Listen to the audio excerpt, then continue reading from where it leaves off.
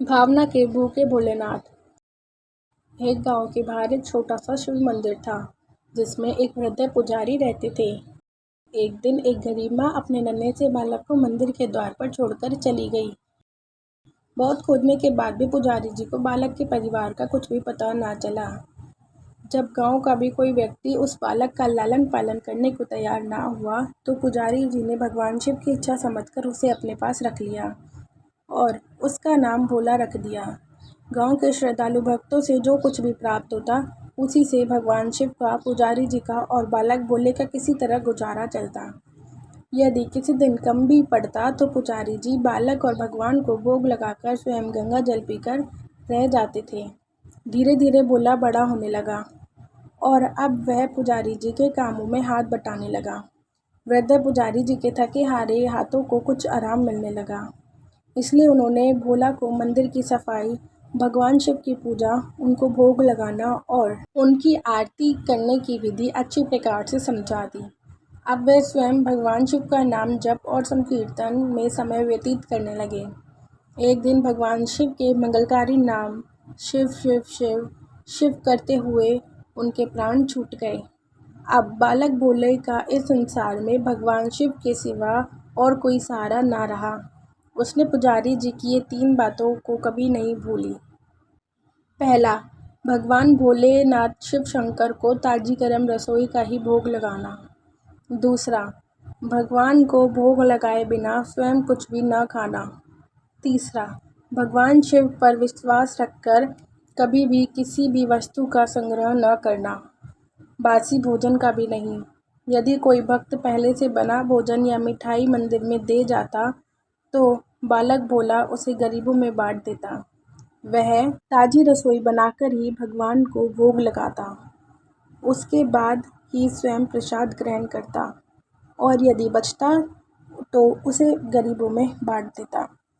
यदि रसोई बनाने को सामग्री न हो तो भोलेनाथ और भोला भगत दोनों गंगा जल पीकर ही रह जाते।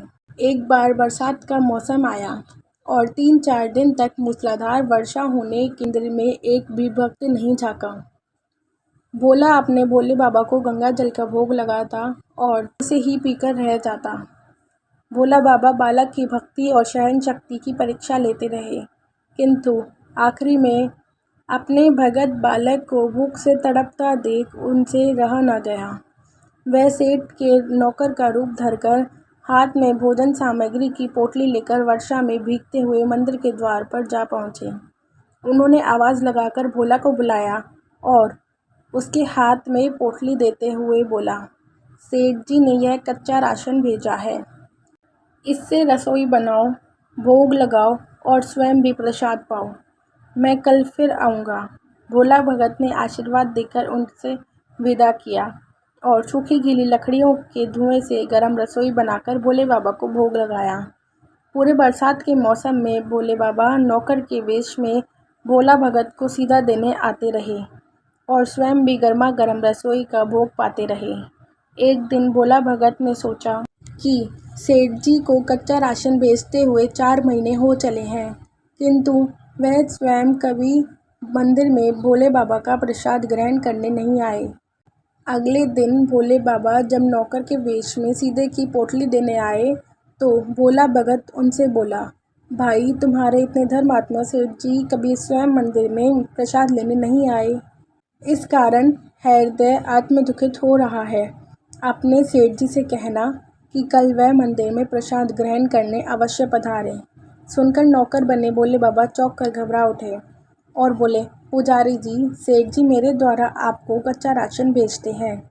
आप इससे भगवान को भी भोग लगा लेते हैं और स्वयं भी प्रसाद पाते हैं। फिर सेठ जी को बीच में बुलाने की क्या ज़रूरत है? जैसे चल रहा है वैसे ही चलने दीजिए ना। भोला बोला, ऐसे कैसे चलने दूँ? आपके धर्मात्मा सेठ जी इतने दिन से कच्चा राशन भेज रहे हैं, क्या मैं उन्हें भगवान का प्रसाद देने का अपना कर्तव्य पूरा ना करूं? मैं किसी का उधार खाने वाला नहीं हूं। अपने सेठ जी से कह देना कि यदि कल भोले बाबा का प्रसाद ग्रहण करने न पधारे तो मैं उनका कच्चा राशन लेना बंद कर दूंगा।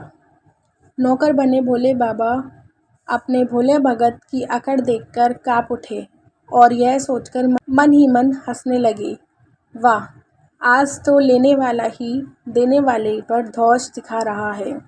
लेकिन सरल हृदय भक्त से मनोभावना पर रीझ कर वह बोले, ठीक है पुजारी जी, कल सेठ जी मंदिर में प्रसाद ग्रहण करने ज़रूर पधारेंगे।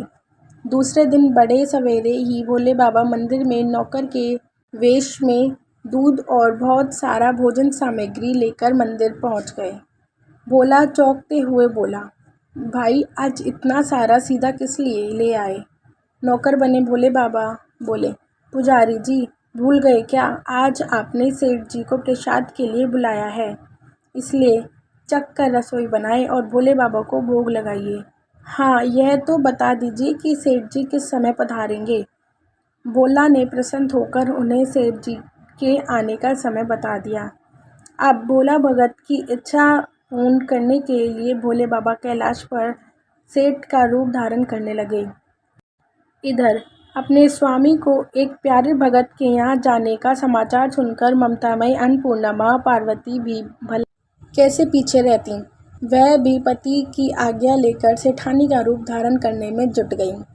भोला बाबा अपने गले के मुंडों की माला उतार दी, शरीर पर लगी भस्म, कमर पर पहना बागंबर और बाहों और कानों में पहने सांपों के हार भी उतार कर रख दिए।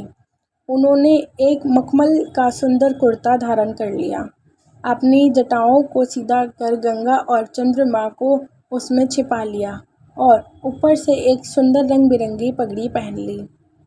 सदैव नंगे पैर विचरण करे वाले शिवजी ने आज अपने पैरों में रेशमी जूतियां धारण कर ली। हाथ का त्रिशूल और डमरू भोले बाबा ने नंदी के हाथ में थमा दिया और अपने हाथ में एक सुंदर छड़ी लेकर पार्वती जी के तैयार होने की प्रतीक्षा करते हुए कैलाश पर चहलकदमी करने लगे। इधर पार्वती जी घंटों से तैयार होने में जुटी हुई थी। उन्होंने आज अपने पतिदेव की नगरी में बनी हुई बनारसी साड़ी निकालकर पहनी, जिसका रंग सेठ बने शिवजी के कुर्ते से मैच कर रहा था। उन्होंने सोने चांदी हीरे के जगमगाते हुए आभूषण धारण कर लिए, बगल में सुंदर सा पर्स ले लिया और भोले बाबा के बार बार आवाज़ लगाने के बाद श्रृंगार कक्ष से बाहर निकल आईं। जब पार्वती जी और शिवजी ने एक दूसरे को सेठ सेठानी के वेश में देखा तो वह चकित होकर एक दूसरे को निहारते ही रह गए। दोनों एक दूसरे को देख देख कर निहाल हुए जा रहे थे। इससे पहले उन्होंने कभी एक दूसरे को ऐसे सुंदर रूप में नहीं देखा था। जब भगवान गौरीशंकर सेठ सेठानी के रूप धरकर कैलाश में अपने भक्त के यहाँ दावत खाने चले तो गणेश, कार्तिकेय, नंदी, ऋषि मुनि देवगणनाएं भी उन्हें देखकर ढगे से रह गए। सेठ बने शिवजी अपने हाथ में ली हुई छड़ी को आधा से घुमाते हुए पृथ्वी पर टकते हुए चल रहे थे और उनके पीछे पीछे बगल में पर्स ली अपनी जूती से टक टक और पायलों से छन छन की मधुर ध्वनि करती हुई माँ पार्वती सेठानी बनी हुई चल रही थी। इधर भोला भगत आज सुबह से ही अपने सेठ जी के स्वागत में भांति भांति के पकवान बनाने में जुटा हुआ था। अपने भोले बाबा का भोग तो वह चलते फिरते ही बना लेता था, किंतु आज उसे कई महीनों से भगवान को लगाने के लिए कच्चा राशन भेजने वाले सेठ जी को भगवत प्रसाद देना था। अतः उसने अपनी सारी पाक कलाएं छौंक डाली थी। उसने सेठ जी द्वारा भेजे हुए चावलों को धोकर खीर बनाई, धीमी आंच पर उसे पकाकर गाढ़ा किया और उसने सेठ जी द्वारा भेजे हुए पिस्ता, बादाम, केसर, चिरौंजी, किशमिश डाले। मिर्च और अदरक को कूटकर उसे बाजरा, बेसन और गेहूं के आटे में भर भर कर मोटे मोटे मिस्से टिक्कड़ बनाए। रसोई बनाकर भोला भगत पुनः स्नान करने चला गया ताकि स्वच्छ वस्त्र पहनकर भोले बाबा को भोग लगा सके और सेठ जी को उनका प्रसाद दे सके। जब भोला भगत स्नान करके लौटा तो देखा सेठ जी प्रसाद ग्रहण करने के लिए स्वयं तो आए ही हैं, संग अपने सेठानी जी को भी ले आए है। भोले ने झट दोनों से राम राम की, उन्हें आसन देकर बैठाया और बोला, मैं अभी भगवान को भोग लगाकर आता हूँ, फिर आपको प्रसाद परोसूंगा। भावना से भूखे भोलेनाथ से भूख सहन नहीं हो पा रही थी, इसलिए वह बोले, पुजारी जी, भगवान को जल्दी से भोग लगाइए, मुझसे भूख सहन नहीं होती। भोला भगत बोला, सेठ जी, भूख तो मुझे भी बड़ी ज़ोर से लग रही है, किंतु मैं अपनी भूख के कारण भगवान को भोग लगाना नहीं भूलता। यदि दुनिया के सारे लोग इसी तरह अपनी भूख के कारण भगवान को भोग लगाना भूल जाएंगे तो भगवान तो भूखे ही मर जाएंगे। सेठ जी बने भोले बाबा एक पत्तल उठाते हुए बोले, पुजारी जी, आप भोग लगाइए, इधर मैं पत्तल परोस लेता हूँ, मुझसे भूख सहन नहीं हो पा रही। भोला भगत सेठ जी बने भोले बाबा को डांटते हुए बोला, सेठ जी, भगवान के काम में ना तो जल्दीबाजी की जाती है और ना ही कंजूसी। मैं जब तक भगवान को भोग ना लगा लेता हूँ, आप रसोई के पास भी फटक नहीं सकते। चुपचाप इधर बैठ जाइए और ओम नमः शिवाय का जप करते रहिए। मैं अभी आता हूँ और आपको पेट भरकर भोजन कराता हूँ। सेठ बने शिवजी डांट खाकर चुपचाप अपने आसन पर बैठ गए। रानी बनी पार्वती उनकी यह दशा देखकर बड़ी मुश्किल से अपनी हंसी रोक पाई। लेकिन जैसे ही भोला भगत पत्तल में सामग्री लेकर भगवान को भोग लगाने मंदिर में गया, शिवजी पार्वती जी को मौन रखने का संकेत करते हुए चुपके चुपके पैर रखते हुए रसोई में पहुंच गए और उन्होंने एक एक व्यंजन उठाकर चखना शुरू कर दिया। भोले बाबा तो प्रसाद को चखते हुए भौचक्के रह गए। खीर में चीनी की जगह नमक भरा हुआ था और सब्जियों में चीनी भरी हुई थी। जैसे ही भोले बाबा ने रोटी का एक टुकड़ा तोड़कर मुंह में दिया तो वह सीसी करने लगे, क्योंकि रोटियों में मिर्च भरी हुई थी। वह सीसी करते हुए उल्टे पैर भाग आए और अपने आसन पर जा बैठे। माँ पार्वती अपने स्वामी की यह हालत देखकर खिलखिलाकर हंस पड़ी। इससे पहले कि भोले बाबा पार्वती जी के सामने कुछ सफाई दे पाते, भोला भगत ओम नमः शिवाय का मंत्र जप करते हुए आ पहुंचा। अपना भोग उसने भोग को रसोई में मिलाकर उसे पवित्र बना डाला और फिर सेठ जी के सामने पत्तल परोसकर हाथ जोड़कर बोला, सेठ जी, अब आप भी पेट भरकर प्रसाद पाइए। भोले बाबा तो अभी अभी भक्त की भक्ति से भी जोरदार उसके हाथ से बनी हुई रसोई चख चुके थे, अतः उसने ग्रहण करने की बात सुनकर उनके पसीने छूट गए। कभी वह भोले का तो कभी पार्वती जी का मुख देखने लगे। भोला को सेठ जी की डील बर्दाश्त न हुई तो वह बोला, सेठ जी, अब क्या हो गया? अभी अभी तो इतनी उतावली मचा रखी थी, अब क्यों ग्रहण नहीं करते?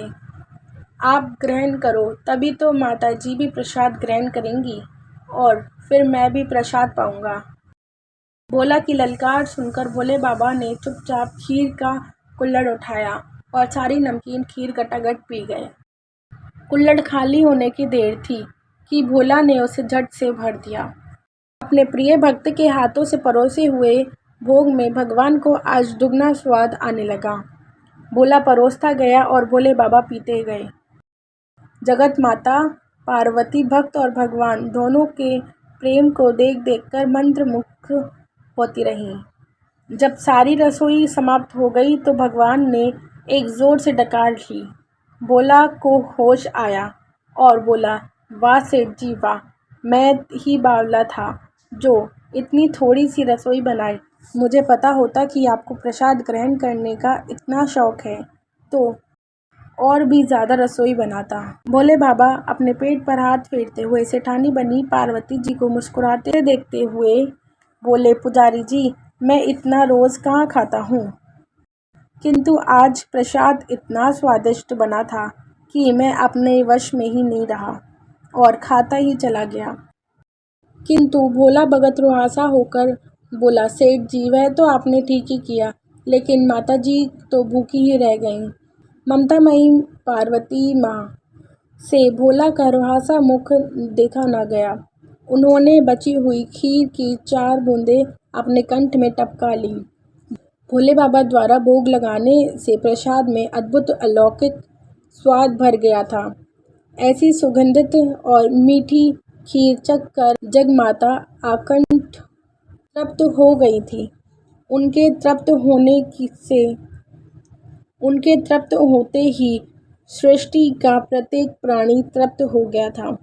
भोला भगत बोला, सेठ जी, आपने और माता जी ने प्रसाद ग्रहण कर लिया, इससे मुझे अत्यंत संतोष हुआ है। समझ लीजिए, आप दोनों द्वारा प्रसाद ग्रहण करके मेरा भी पेट भर गया। मेरी तो वैसे भी महीने में 4-4 एकादशी हो जाती हैं, किंतु मैं भी एक दाना ले ही लेता हूँ, जिससे कि भोले बाबा के प्रसाद का अनादर ना हो। यह कहकर जैसे ही भोला ने खीर के पात्र में लगा हुआ चावल का एक दाना उठाकर अपने कंठ में डाला, तो उसकी जन्म जन्मांतर की भूख प्यास मिट गई और समस्त वासनाओं और इच्छाओं से तृप्ति हो गई। उसने देखा कि उसके सम्मुख त्रिलोकीनाथ भगवान शंकर और जगजननी माँ पार्वती आशीर्वाद के मुद्रा में मुस्कुराते हुए खड़े हैं। भोला दौड़कर उनके चरणों में लौट गया और उनके चरणों में ही समा गया। हर हर महादेव। जय शिव शंभू।